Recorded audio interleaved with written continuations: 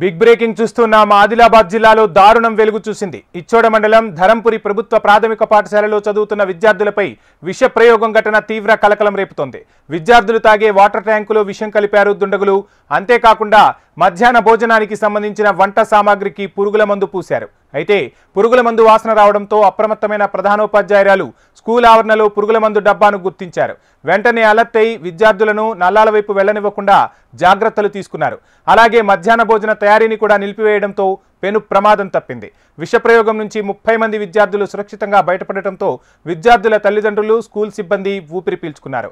ఈ ఘటనపై పోలీసులకు ప్రధానోపాధ్యాయురాలు ఫిర్యాదు చేయగా వాటర్ ట్యాంకులో విషం ఎవరు కలిపారన్న కోణంలో పోలీసులు దర్యాప్తు చేస్తున్నారు.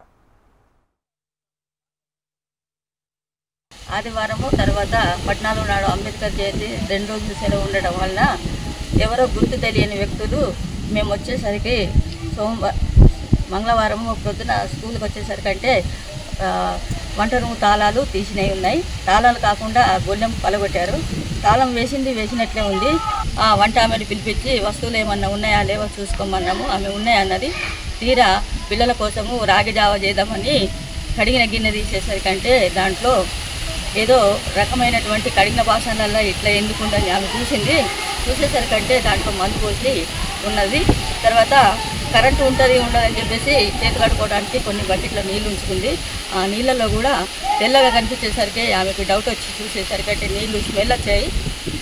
అవి మందు కలిపినట్టు తెలిసింది. తర్వాత ట్యాంకులో కూడా గమనించి చూసేసరికంటే ట్యాంకులో కూడా నీళ్ళు తెల్లగా కనిపించాయి. నల్లని కాల్ చేసేసరికంటే నల్లలలో కూడా నీళ్లు నురుగు వచ్చాయి. పిల్లలని అక్కడ నల్లగల అంటే నీళ్లు తాగకుండా 30 మంది పిల్లలని సేవ్ చేయడం జరిగింది. వెంటనే అందరు ఊరోళ్ళంతా వచ్చి స్పందించారు.